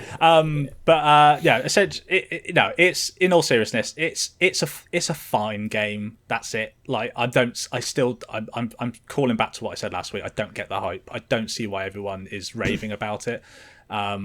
in the way that they are. That is like it's just a good game, but I've had too. I understand the hype. I've had too much Resident Evil. Hype. Yeah, but I've had too much Resident Evil. I've had too much over the past like several months. And too much of something like that is too much. So, yeah. Okay. Yeah, fair enough. Fair enough. Much like the dialogue in the minecart, which I assume exactly. You weren't guiding it hard enough. But yeah, cool. Yeah. Okay, interesting. Right. To be fair, a big reason why I'm called Sheva on all my gamer tags is because me and my mate used to play one of the Resident Evils. Resident Evil 5. Every time his character died, was it 5? Was it Kirk? And the girl was called Sheva. Yeah. Every fucking time he died, which was a lot, it's Jack, he's not good at gaming, he would go, Sheva! And it would fucking infuriate me. Every time I'm like trying really hard and all I'd hear was, Sheva! Jack fucking died again! It's the same pitch and the tone of the voice as well, isn't it? It's just like, oh, shut up. Every fucking... Couldn't you have recorded 4 or 5 Shevas? Or like, Sheva, no, Sheva! Every fucking time. Was Resi 5 like the perfect time for us? Because I played it fully co-op with a mate at uni, and we played the whole game through, and I've also played Resi 5 with Jack. Is Resi 5 just like the game for our age or something? It was. I don't care for Resi games, and I really didn't like 5 at all. I thought it was shit. Did you not have any friends at the time? That's probably what it is. Kirk, you are a year younger than us, I believe, aren't you? Yeah, I think so. Weird kind of brag for you. Well, no, I'm just saying we're different age groups, so maybe you just weren't mature enough. I mean, oh right, okay, wasn't mature enough for RE5 at the time. Yeah, okay, cool. Yeah. He was still in diapers. He was just too scared of it. While we were at university, I was still playing Fortnite, which wasn't even out then. Brilliant. Yeah, right. Not only did you get the name wrong initially, but... All right, Modern Warfare 2. All right, they'll go with that. The original Modern Warfare 2. There we go. I was playing that. What do you want? Had to caveat with the original. Great joke. Great joke. Just in case people didn't get it. Strong start to what we've been playing, boys. Strong start. So I'll follow up because, as usual, I have not played much. But what I have played is the game you recommended, Eddie. Nice. Yeah, which I had to confirm a couple of days ago with Ben. I had to talk about on the feature, which kind of screwed me over, to be honest. So, so Pete and I had a conversation, and the conversation went like this. So, the games that we're playing, is that in a feature, or can I do that in what we've been playing? Do I have to play something else? I went, no, you have to play something else. He went, not going to do that. But glad that's clarified. Yes, exactly. No need for clarification, really. No need for further clarification at that point, yes. So as long as we know, that's absolutely fine. Yes, well, it was also... I did say to you, I expected nothing else. Yeah, and to be honest, Ben, it was also because we had a Nintendo Direct, so I wasn't sure if that was going to be the feature. There were a lot of things going on. Wow. Anyway, Christ. yes. It was all up in the air, wasn't it? Hugely so, yes. Especially when you don't listen or interact with other people you podcast with. So, yes, I've played Age of Wonders Planetfall, and we will talk about that in the feature. Brilliant. Lovely. I've been playing Starbound as my fun game, but I also been playing F122 as my Xbox game. From Codemasters and EA, they're the ones that do the F1 games, I believe. It came out July last year, I believe, as well. You've been playing a Vroomy game. You know what, Pete? I'm glad you said that because I haven't actually got this in my notes. I have been watching, by Ben's recommendation, Drive to Survive. Is it called that? And I never thought I'd like it as much as I do, but I am absolutely hooked. I'm already on, I think, season 4. And I have been staring down the barrel of F1 Manager for a very long time. That's why I got it, Eddie. I have no doubt, Ben, because, oh my God, because the whole TV series is kind of, let's be honest, it's actually more on the management side of it, isn't it? Yeah. Like, I know that's why I got the game. I was obviously... Yeah. So it really gets you, and I've been looking into it massively, but then I thought, fuck it, let's look at this F1 game that's free on Game Pass. Well, it's free with EA Play. So if you've got EA Play or whatever, I think that comes with Ultimate. It's Ultimate, yeah, exactly. Then it's obviously free. So I thought I'd pick it up. Plus, in it said there's a career mode, not career mode. There's a management mode. I'm going to call it that. I can't remember what the fucking thing is called. But, so yeah, I just thought I'd give that a go. So yeah, I've been playing the shit out of that. It's £60 full price if you want it otherwise, which is a bit steep. But if you do listen to this review and want it, it is currently, for the next week and a half, 85% off on Steam as well. So there's plenty of places you can get it. Yeah, exactly. So first, straight off the bat, you create your own character, and there is no customer customization.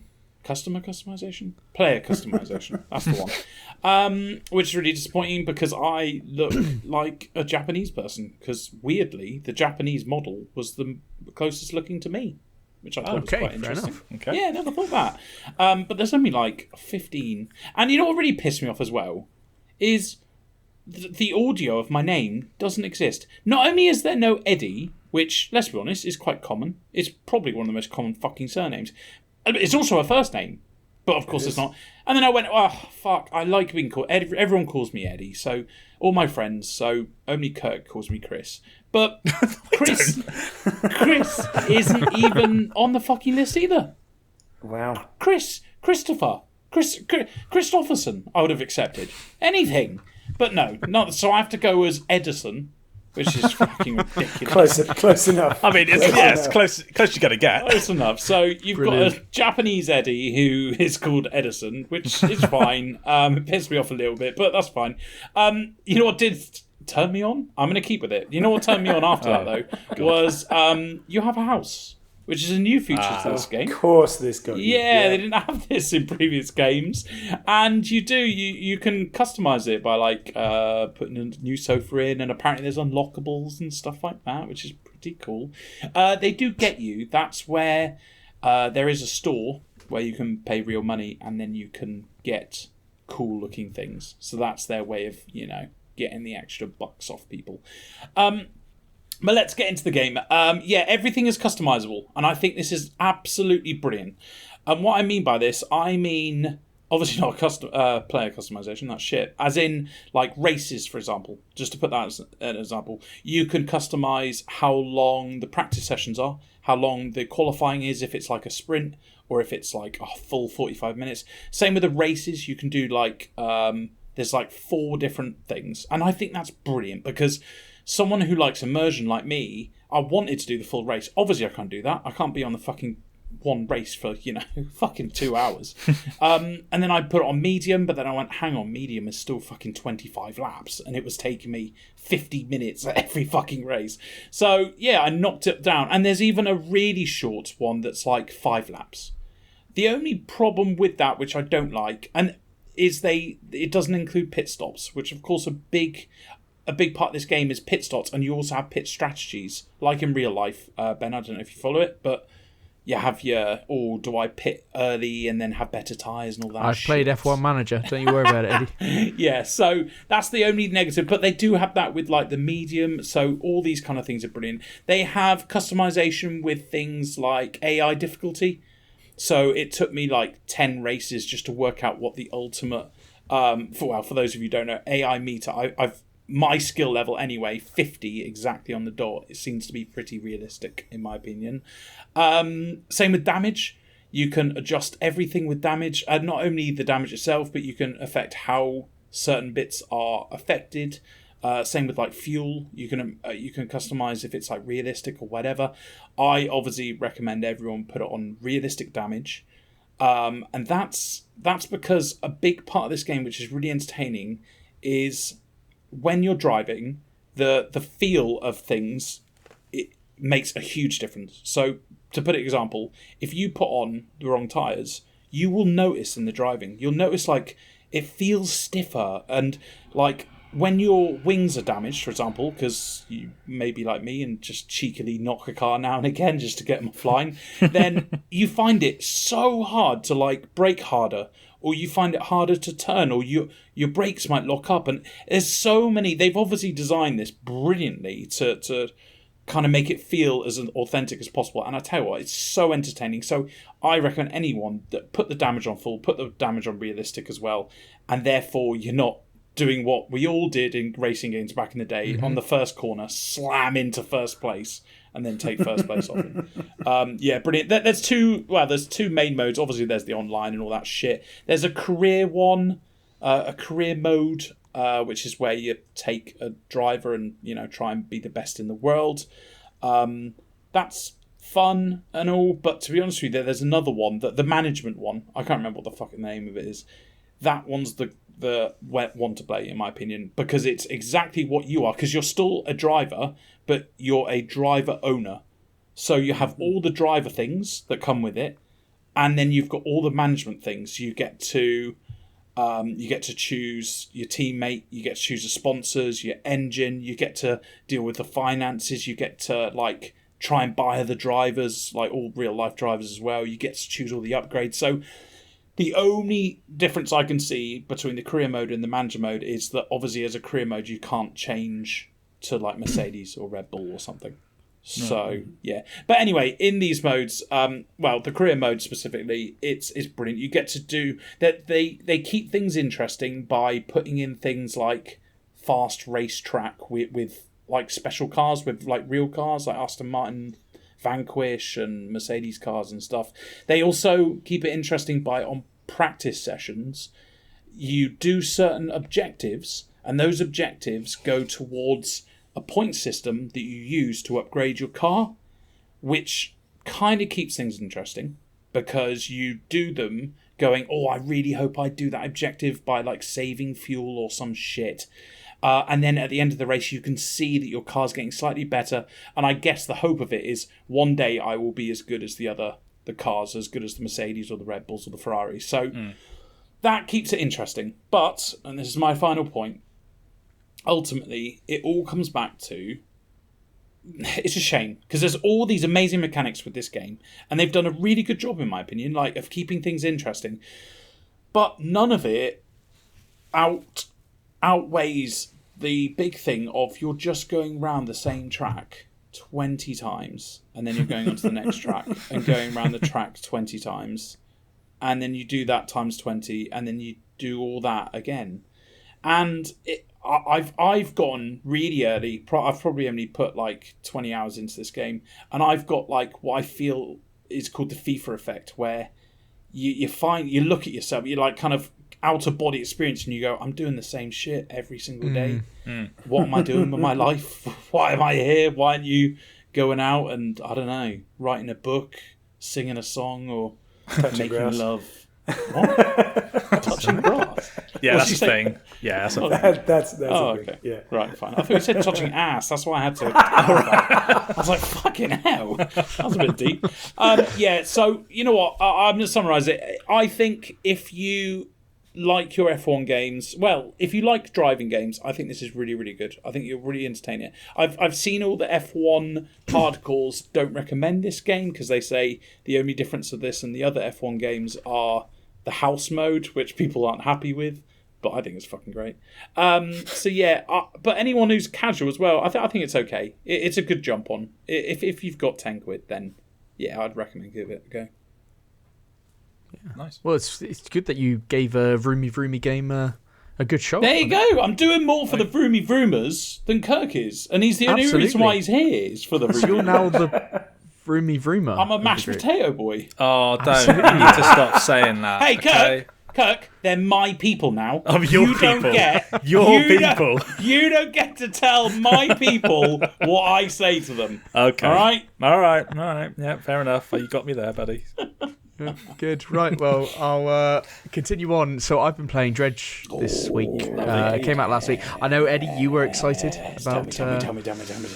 getting this one. So yeah, I was excited after seeing the reviews as well. A lot of good reviews for this game. Solid 8s and 9s, I think. It's doing really well. A lot of reviewers that I liked. I know Pure Dead Gaming absolutely loved it there. Craig loved it. So yeah, good stuff. I'll caveat everything I'm saying because I've only played 4 or 5 hours of it so far. So there's a lot more to do, but 4 or 5 hours in. So give my impressions there. So the game itself, you play as a fisherman, trawler fisherman. The gameplay loop is basically you fish, you sell those fish for money, you upgrade your boat, you get better equipment, and you go around different clusters of islands, uncovering bits of storyline, and behind that storyline is something sinister. So that's the overall kind of plot. The story kind of progresses. You meet people on these different islands, but it's all contained within the same boat. So you dock, and where you just get like options of like who to speak to and stuff like that. But when you're in the actual boat, it's essentially a sandbox open world. You can go anywhere, do anything type thing, go to any island. There's a nice day-night cycle as well that works in.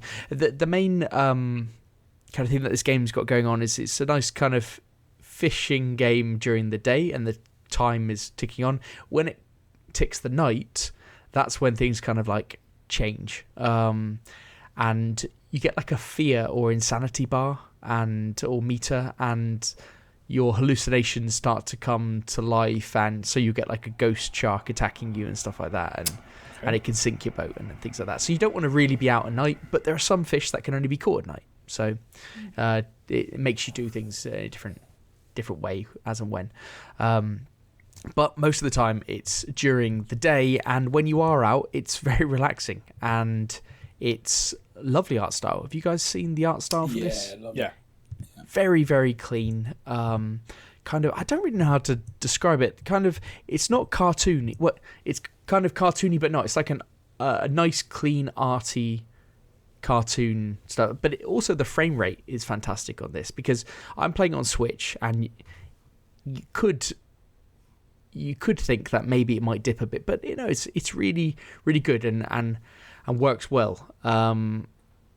The mechanics in the game are very simple, and when you start playing a game, you're like, you could do this, that, and the other, and all this stuff. But actually, when you play it for a bit, you realize no, it's quite simple. Nothing's particularly deep. The loop itself, the gameplay loop, is simple. As I said, you fish or you find things in the water. You explore through basic fetch quests for people that you meet, and you upgrade your boat, and then you explore further. Like, it's pretty simple from that point of view. And the reason why I wanted to get this game was because everything about it was right up my street. Like, the art style, great. The simple, enjoyable gameplay loop, yep, great. Sinister undercurrent, fantastic. Get me in there. Ocean, yep, lovely. Just like space, love that shit. Problem with it is that it's quite boring so far. Yeah, I am finding it quite boring. Ultimately, as I said, every gameplay mechanic is just a little bit shallow, and catching or dredging, so picking stuff up from the bottom of the sea, it's just like a slight variation of the same mini game that you're doing over and over again. You can find like one of 4 or so upgrade parts. You can upgrade rods and do some research stuff on your boat, and it's all a bit okay. But the gameplay loop itself has this thing. I don't know if you guys have experienced this with other games, where it turns it into busy work. You start realizing you're doing busy work. Like, a lot of games are just busy work before you get to different story beats, aren't they? Yeah. This, you become conscious of it when you're playing this game, and okay. So you're like, damn it! Like, I know it's true, but I don't want to know it's true. I've always said that grinding. Like, I need to know that what my target for grinding is worth it. Like, so in Tarkov, doing all these silly missions, I know that I might be able to unlock a really good ammo in the future. Yeah. But do you not have ship upgrades that you go like? Well, you do, and that's kind of what you're doing. But the problem for me is that it wouldn't be a massive deal. Like, because you're right, you do upgrading things, and yeah, that's cool, but the story is so drip fed that either you don't care about the story or you start to question that it really exists. Right. So, and with indies, and there are some solid fucking indies out there, the thing that, in my opinion, the top, you need some top drawer aspects. You need either mechanics, gameplay loop, or story, or one or more of those to really be amazing. Like, Hades is the unicorn, and that's got all 3. Mechanics, gameplay, loop, and story. This one, the gameplay mechanics are quite shallow. The gameplay loop is fun and relaxing, but doesn't set the world alight. So you need a banging story. And so far, I'm not getting that from it. Now, again, caveat that with 4 or 5 hours in. But it's almost led me to the point where like this feels too slow and too boring. Oh dear. But and I'm starting to play it in 20-minute stints where I'm playing it. I'm like, right, I know things to do. I'll do that thing over there. I'll go to that place and I'll give them that fish. Like people would just be like, oh, I need to collect these 3 fish types. Okay. Oh, you need to blow this thing up over here. Okay. It's just like it's just adding to your chore list. Yeah, that's what it feels like to me. It just feels like a boatload of chores. And I'm sure I'll retract this next week when I've played more of it. And I'm like, oh no, this is amazing. I only played 4 or 5 hours of it. That's not enough. Because I know like Pure Day Gaming, they said they played like 35 hours of it or something. So there's something great here. It's just I'm missing it at the moment. And I don't know whether that's just because I want to do the character grind on Diablo 3 for a bit. And that's actually all I want to be playing and most of what I have been playing. But right. This, at the moment, this ain't it. And I feel a bit mugged for 20 quid at the moment. So we'll see how it pans out, I think. Wow. Okay. It's a different review than you're going to hear from anyone else. Yeah, really. Everyone loves this game. Everyone fucking loves this game. Worth a buy, the notorious, ripper of games. He loves it. Yeah. I'm not saying it's a bad game. I'm just saying that at the moment, I am not hooked. Ben, you said boatload and now you said hooked. I know. Are you doing? Have you written these on a separate document? Yeah. You need to include these. All those fucking notes that he's put on the doc and he's left the puns out. Make sure boatload and hooked comes out. Pretty good. Oh, very good. Ben. And we haven't let him finish on either of them. Shameful. Good. Should have just let it fade into silence on one of those. But okay, not what I was expecting you to say, Ben. Fair enough. That's a shame. Yeah, I mean, I could have read his notes, but there's a lot of them. No, don't want to spoil it. No, exactly. Yeah, absolutely not. Just spoiling your own podcast. That's what I feel like with the news stories as well. But no. Anyway, with that, we probably can move on to the feature, can't we? Woo! Here we go. Eddy's Real Deals. It's Eddy's Real Deals. Yeah, I mean, I suppose we should let Eddy pick which one of us goes first as well. So we remind people what this is, just in case they didn't listen 2 weeks ago. You know what, Ben? You're a wise man when you suggest things like that. Yes. So 2 weeks ago, I wasn't even on the show, but Eddy proposed 6. Was it 2 options each, Eddy? Yes, it was, wasn't it? Yeah. 6 different games, 2 each for me, Ben, and Kirk, that were basically insanely cheap. Mm-hmm. Yeah, we're talking like £1, aren't we? We're talking like £1 or £1.30 or something. Somewhere around that mark. Like $1.50 for our American crowd. Yeah. And do you remember all of the options, or should we just go with the ones we picked? I think the ones that weren't picked, one was like Riot, that Riot one, wasn't it? Do you remember that one? Yep, that one was also on the Switch. Kirk, you had that Industria thing. Industria, yes. Yeah. And then Pete's other one, was Sticks. Pete, would you have liked that, do you think? Well, I've bought it, Eddy, with the thought that I would give it a go at that price. You know what, Pete? Don't tell us then. Don't tell us, because then you can actually bring a game to what we've been playing sometime. in the next 6 months, you will have that. Yeah. But again, you linked it to Original Thief, and you knew that was going to work. Exactly. Yeah, there you go. The moment someone mentions the Original Thief games, Warhammer and the Original Thief. That's a powerful combo. Yes. Yes, but the ones we did pick were, in my case, Age of Wonders Planetfall. In Ben's case, Into the Stars. And for Kirk, it was Monument Valley 2, the mobile version, right, Kirk? Yes, the mobile version. Yeah, which, I mean, I think it was a fantastic selection you gave, Eddy. I thought that was definitely well done. And I suppose, you know what? Pick one of us, Eddy. Pick one of us who's going to go first. You know what? I'm going to do it in this order because I want Kurt to go first because I don't respect his opinion. No, I'm joking. Okay, No, I'm joking. I won't bother fucking saying anything. I'm joking. Kirk, it's only because your game is like very much a casual person's game. Then I'm going to go to Pete because I have a feeling that Pete's going to fucking love it. And then I'm going to leave the tantalising one into the stars with Ben, because that's the one that, let's be honest, we all looked at and went, this could either be very good or it could be very shit. So I'm looking forward to hearing Ben's the most, because Pete's going to say it's amazing because I chose it because I know what Pete's like. And but Kirk, I'm still very excited to hear yours, because everyone says this is the most charming game. So please tell us about Monument Valley 2. Well, I will tell you off the back of that, this is a game that won the Game Award for Best Mobile Game and Satellite Award for Outstanding Mobile Game. So, it's got some good feedback.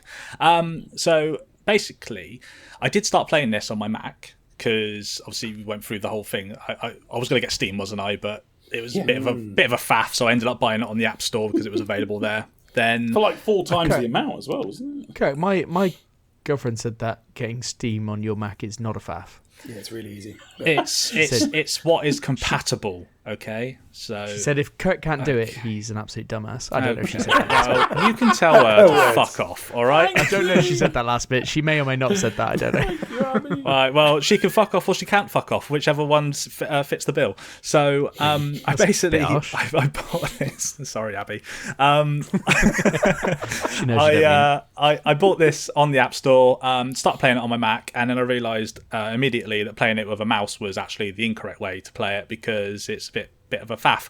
And what I mean by that is where you've got to turn certain I don't know what, like, I guess structures to to try and solve the puzzles. It's quite tricky with the mouse, whereas if you use your finger, it's a lot more fluid. So I ended up playing it on my iPad instead.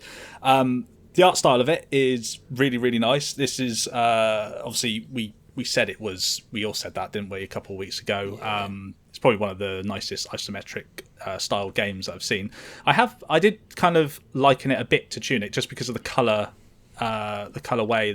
and the kind of style. But it's obviously a lot more restricted and static in its nature. It's very, very linear. But that's not necessarily a bad thing. Yeah. When I first started playing it, I thought it was quite a straightforward puzzle game. Which it is, but it really fucking trips you out. And the first time that the structure that I was on, I pressed a button, and then the structure fell down, and there was this curved arch that then all of a sudden, like, it looked like it belonged in the space that it was, like, above me, arched over, going over the top of me, and then suddenly it just dropped down and then connected to the path that I was on, and then I had to go on it. And basically, I either had to tilt my head or tilt the iPad so that I could kind of clearly see where I was going. And it's it confuses your senses a bit when that first starts happening. I was like, oh, okay. So, so this happens when you press certain switches and move certain objects of your surroundings, which help you solve the puzzles. Which is essentially just opening up a new path to get to from where you are to the next point. The thing is, you play as a mum, which is, and you start off as her. There is a story there, like it's very loose story. Like there's some writing that comes up saying, you kind of do this, and then your daughter ends up getting involved, and essentially as you're playing, as you play as the mum, your movements dictate what the daughter does. So basically, as you get separated, which happens quite a lot, and I don't know why it keeps happening when you go into each section of a level, but you end up being torn apart somehow. Wherever you go, she essentially goes. But what you have to do is part of the puzzle solving is making up this path that allows her to find her way back to you, and you have to move wherever you end up going, up, down, left, right, upstairs, downstairs, through a door. But she'll do the same on her side, but she's obviously restricted based on what she's got in terms of path by her. So it's all very clever the way that it's done. Like it's very, very detailed and intricate in that sense. One thing I thought was quite a unique feature though more than anything else is at the end of a chapter, which is essentially 2 or 3 little mini puzzle levels. Things, yeah. You get this opportunity to kind of draw something, which is like a light that comes up, and that like it kind of, you get this nice background on your screen, and there's a few points, like almost like a star sign sort of thing, and then use your finger to draw something, and each point. So you start from like one side, and then it replicates on 5 different points, or however many points there are, and it creates like this really kind of like nice, unique thing. And what that ends up doing, I actually don't know what the purpose of it is, to be honest with you, other than just looking cool. But what they actually do with it is they pull it. It's like the badge at the end of the level once you've done the chapter. So unless you go and do that chapter again, whatever you drew on there is what is on the like the badge that's on the chapter select. Does that make sense? Oh right, yeah. It's just one of those. It's one of those kind of like neat little things. It just looks nice. The music on it is really wonderful. It matches the atmosphere. And at the very, very beginning of the game, it says "best played with headphones." Like, of course it is. It's very chill and subdued with the way that the kind of music is in the background, and you got, when you're moving certain structures, like there's the relevant sounds, etc., all that kind of stuff. Everyone bangs on about the atmosphere. Yeah, in these games. I mean, you even get like little droplets of water that kind of like, I don't know, it's very immersive, even for a very what you could consider as a simple mobile game. Yeah. But yeah, it's really quite enjoyable, to be honest with you. And I have to say, Eddie, you did fucking good on a selection, which is really annoying because I fucking hate you. So, and just as a fun little side note, so the development team are called Us Two Games. They're based in London, and they're 2 friends called Matt Miller and John Sinclairs, and they've called it Us Two because they've been friends since they were 11. So it's just kind of a way of combining, nice, just to kind of say who they are. Oh, so, sorry. Yeah, that wasn't your best sentence, but the sentiment was good. Us Two. Yes. Yeah. Weird name. As in Us Two. Is that not nice, Ben? You know. The first letter isn't even capitalised. They've just capitalised the T. Yeah. What's going on? Okay. Well, let's not be critical of how they've written their name, but yeah. But yeah, good little game. I played. I think I played about an hour of it so far, and I think it lasts for about 2 hours. If you came through it, so I'll finish it. Cost me $3.99, so I got to. Expensive. Very. Yes. Got a rough deal on that one. If only I got it on Steam, I could have got it for $123. But, to be fair, I think Pete bought the ultimate version instead of the version that I recommended. I bought the deluxe edition, yes. I think I said something like Alexa. Alexa's going mental. Hang on. I'm going on mute. Fantastic, because I can compliment him while he can't reply. That's good, because I wanted to start this one off, this Age of Wonders Planetfall, by pointing out that where Monument Valley is available normally for like £9, and Into the Stars is about £10. So Eddie found good deals for us. Yeah. That's no doubt. This one is normally 44 quid. Ooh. Oh. And yeah, Eddie, like, good find. I literally, when I went to check it out, when I went to check it out, and next to it said minus 98%, I was like, okay, cool. Well, yeah, let's give that a go. So Eddie knows how to find his deal. Real deals, if you will. This was a real deal. And to be honest, as you expected, Eddie, it's a fantastic game. So for those who don't know, this is a turn-based strategy that sort of combines Civilization and XCOM. That's probably the best way to think about it. You have an overworld map which is procedurally generated around you, which you can go out and build settlements on and expand outwards that way. But anytime you go into combat, it zooms in and creates a sort of isometric XCOM battleground for you to fight it out on. Which really solves a big issue for me with quite a few games, including Civ and including Dune Spice Wars, where the combat feels a bit odd because you have like these 3 figures with their armaments fighting out on what's meant to be hundreds of miles of land. Dune does feel weird.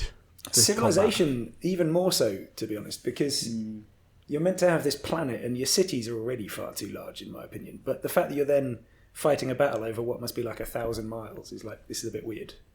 This is a bit odd. Whereas this one solved that problem by the zooming in.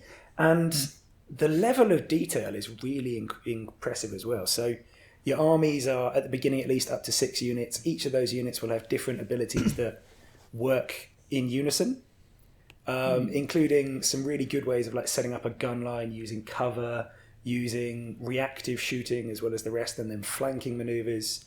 Your leaders, which there's a lot of them, but we'll come to that in a minute. Your leaders can use sort of strategic additional abilities, so like orbital bombardment. You can call out things like that mid-battle. So if you set it up right, get everyone bunched together, you can orbital strike and feel very satisfied when everything melts. And there's lots of little different changes like that that are really good. And you can also, you'll like this, Eddie, in particular, you can buff your units in lots of different ways. So loads of upgrades to their armaments, loads of upgrades to the tech, all of this can be changed. And there's probably 12 or 15 categories you can upgrade across. Ooh. Which, yeah, I really liked that. And you can either set... Sorry, how do you upgrade them? Is it through money or is it through experience? Through all sorts of materials and experience. So they get more experience as it goes on, but the more materials you get and the more technology you get, the more different upgrades there are available. And those are different for each unit, so they won't all just be uniform per unit. You know, it's not like this one gets +1 attack. Off the back of that, then, what happens if that unit dies, or do they come back when the battle's over? So I haven't actually experienced too much of that yet. The only losses I've had were total losses. All right. So, and I've only played like 4 hours, much like Ben with Dredge, maybe 5. So I didn't see if later on you'd find some technique to bring them back. But if you set them up as a template, all your units will conform to those upgrades. But you can also do it with just one specific one. So I had a speeder bike equivalent that I upgraded with loads of things to flank quickly and change line of sight so I could do orbital strikes. That was, within 4 hours, I thought that was a really cool thing to be able to do just in the battle side of it. And then if we go back to the overmap, I thought this was really well done. And it's mostly because of the variation again. So procedural generation has its flaws, but it does mean you get different places every time. And that, at least on things this size, not No Man's Sky, where you get different but very similar things, you know what I mean? In this one, at least for the amount I've played, it felt fresh every time. And you have to make use of the different advantages of different environments to improve, which is a good level of detail. It's a paradox game. I kind of expected that, but excellent to have and excellent that it works. But the bit that stood out, after the fact that the tutorial is really good and gets you started but leaves lots of secrets, is just how compelling the narrative seems, to be honest. That was the bit that stood out instantly. Even the tutorial explains it, in that you go through, you do this mission, and on the way back you're essentially delayed for a couple of centuries. And the kick in is that the empire you served falls apart in that time. So suddenly you have 6 factions vying over the remains of a dead empire. Okay. And that was really well set up. They're all very varied. They all have different ways of playing, much more so than Civ, where most of them are pretty similar. These are wildly different. That's interesting, because Age of Wonders 3, I know you've played it, Pete, but it didn't care for that. As in, it went, here's all your factions, but there's no real story. I mean, there was like, oh, your dad just died, avenge him. Yes. You know, but that was it. Exactly. And I don't know how long the story would last, but at the beginning, the premise is really good. And again, the 6 factions do seem very different. You have, Ben would love them, an all-female human faction who ride dinosaurs. Every single one of your characters. Yeah. Fantastic. Yeah, I thought you'd like that. You also have, like, I think they're called Kirko, who are like an insectoid species who are mostly melee heavy. Made me think of Tyranids a little bit, Eddie. Yeah, I mean, they're less biological weapon than that, but it's that kind of theme. And then you've got like 30 odd leaders who are all from different factions, but they've all got different background traits and different sort of ideologies they follow. And it combines into a hell of a lot of different options.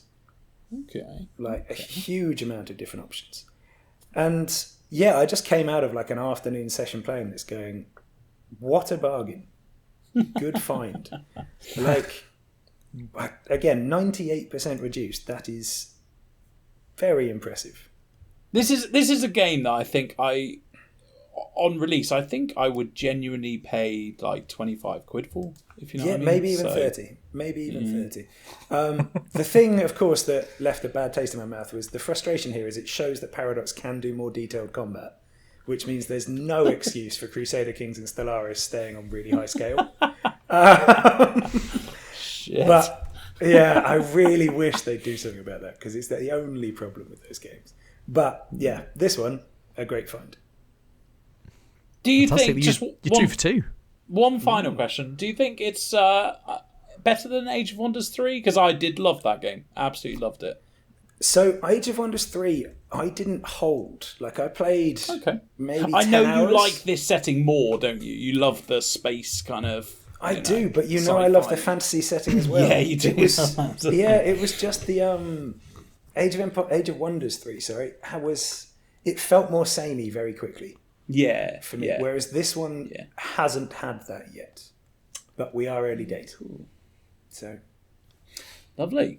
Yeah, it's great stuff. Ben. Okay, I feel like I'm looking forward to this. Not only because this is the one, Ben, but also because I've seen you jotting down some notes as Pete was speaking there. So yeah. The first thing is that John actually on Twitter said that he said I tried Age of Wonders and found it so confusing, so I bought Into the Stars. so he's joined in. He said he's enjoying it. It's like science fiction Oregon Trail with less dysentery.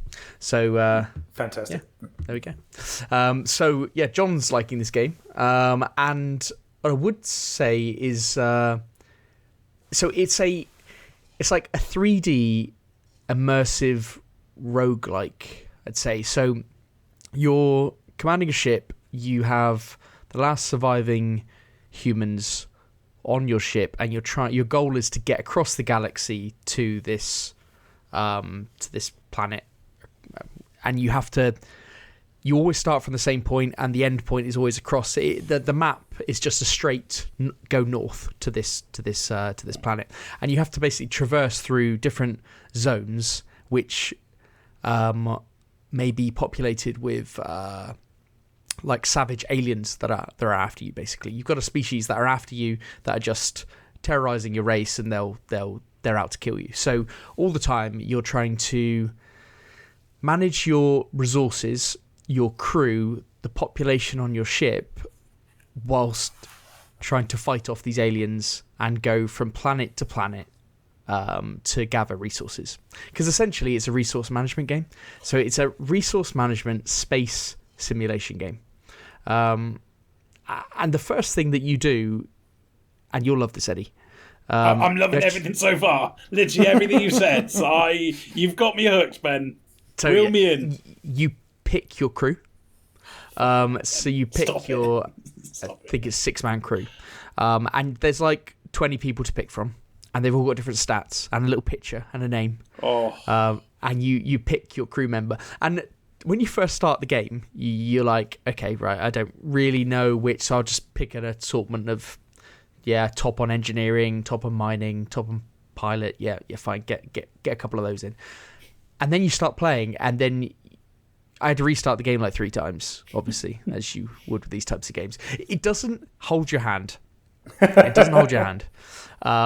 And I must say, there's not a lot on Google about this game, so you got to figure shit out. I don't think anyone's heard of it, Ben. That's probably why. It doesn't even come up on the search function in Steam unless you're really specific. That's a deep cut. But it's resource management. That's the biggest thing, and you have to go effectively from planet to planet, and you have to mine or gather resources or send your landing team down and make a couple of choices of what to do there and things like that. Now, traveling between planets, you can either do it in like a Star Trek commander on the bridge of the ship kind of thing, which was the preferred view, or you can do the like ship in space, and you actually make your ship travel, which is cool. Like, it's actually good. You just like drive up to a planet, and it will then dock you, and then you can decide what you want to do when you're in its atmosphere and stuff like that, which is very, very cool. It's as games go, this is really immersive. Like, get your headphones on. It's got good music, atmospheric, and it hits all those notes. It's got that big music guy from, COD and bloody Mass Yeah, Effect, you said, and it sounds great. Like it hits all those notes. It's hard. It's a tough old knock, this game.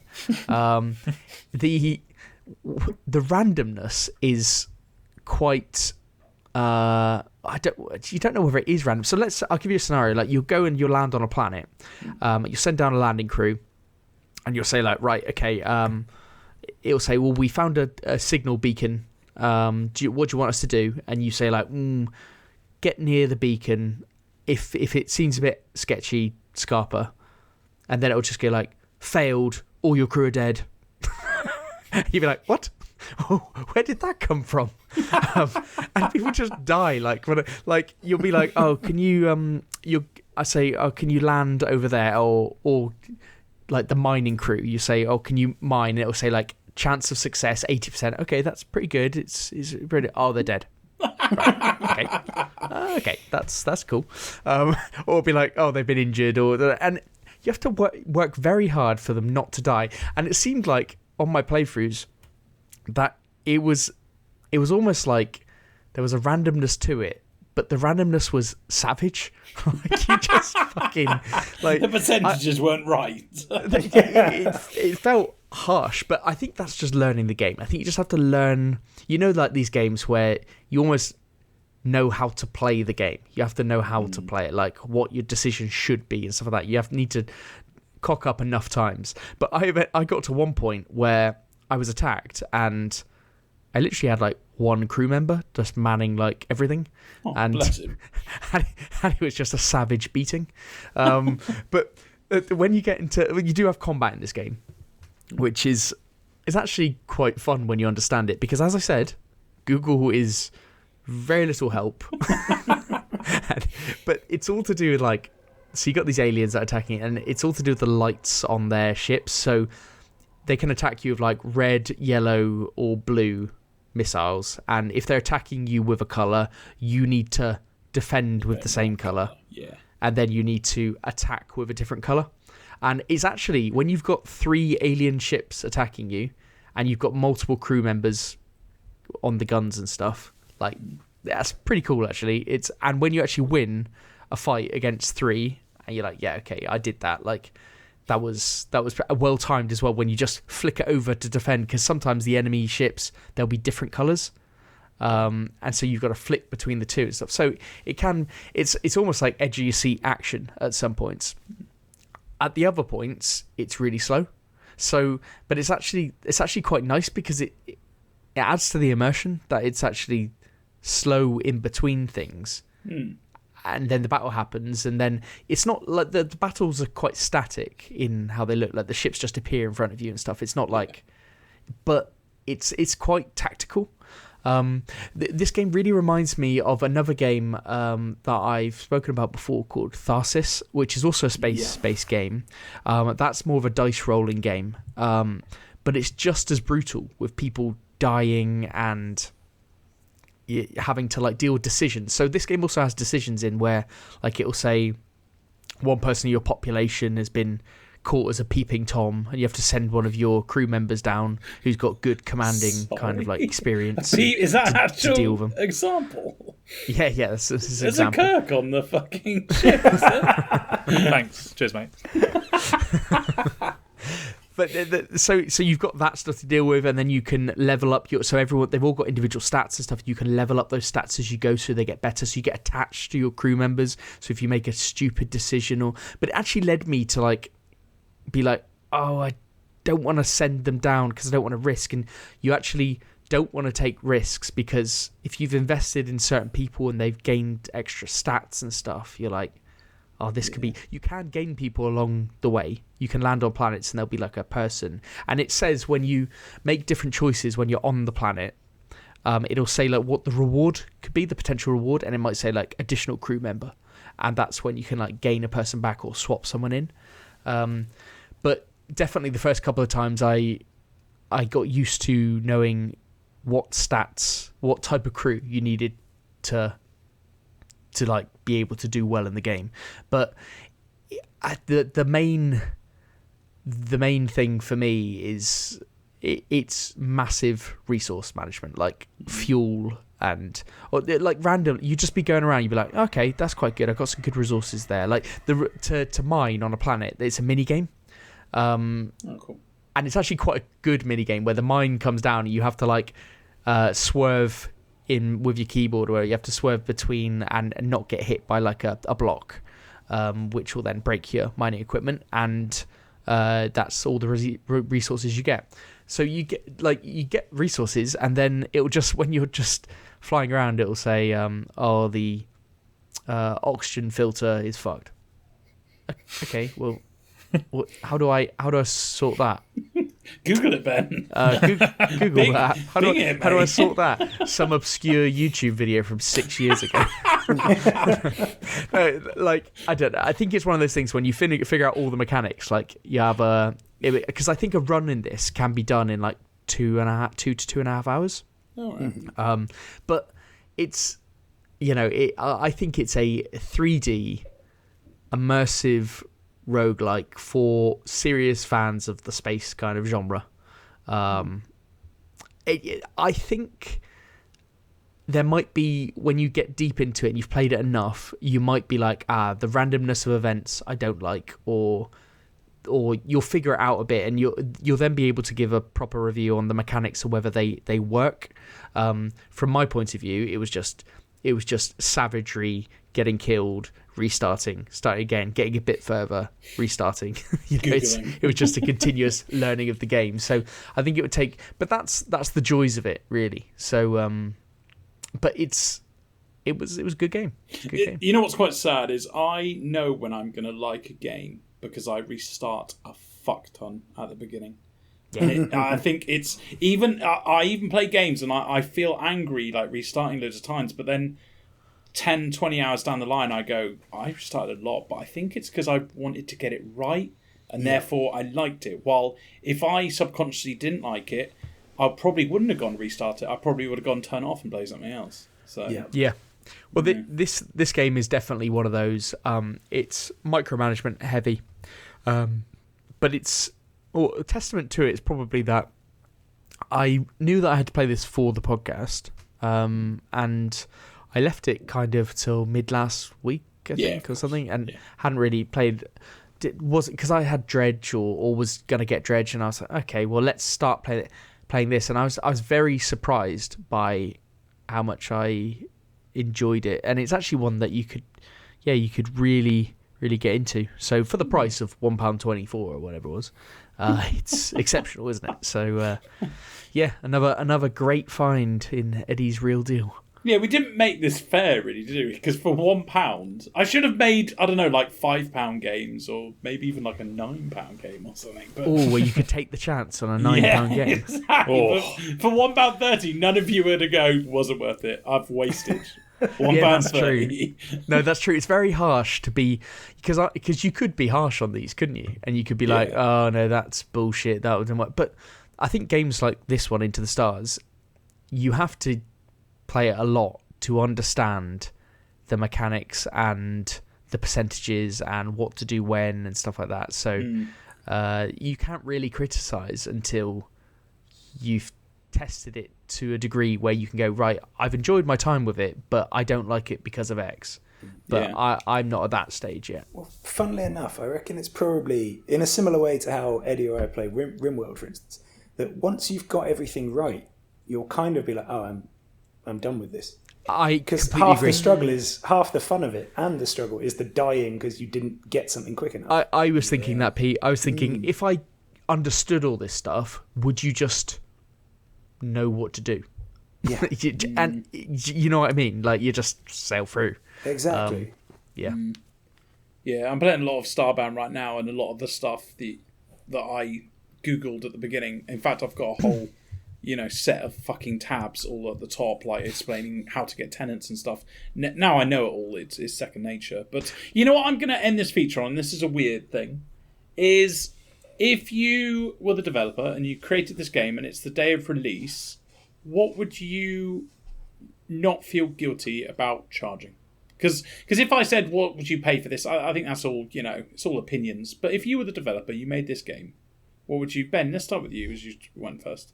I think you could charge 25 quid for this game. Ooh. Wow. Nice. There you go. And it cost you £1.36. Kirk, how about you? Yours was just a mobile game, remember? Well, yeah, it would have to be around the £5 mark, I would think, especially due to its length, because it's only 2 hours long. So very fair point. I don't think any more than that would be fair. Yeah, and Pete, I left you for last because yours is a fucking Paradox game. So if you say £5, I'm going to be pissed off. Yeah, but you've also got to factor in the fact that I am almost as cheap as you when it comes to games. I would probably have put this on the £40 mark as a new release, but it's probably realistically a 50 quid on day one. But I would have said 40 quid would be where I put it. Yeah. Very nice. So collectively, I saved you about 60 quid there, boy. Yeah, and I did the best out of it, so that's wonderful stuff. Thank you, Eddy. If you sent me £60 to my bank account. Yeah, I like the Kirk paid the price. I mean, it's fine. It's fine. It's fine. It's fine. It's a game he can complete while he gets really annoyed about Resi again. Yeah, exactly. But hopefully by next week you'll have completed it, Kirk, because for this week it is GG. I mean, no socials? No socials. No socials. I thought you were going to do a good segue. I segued out. Let me out. No. Okay, GG. GG. GG. Who are you doing the socials? Nah, fuck 'em. Fuck 'em.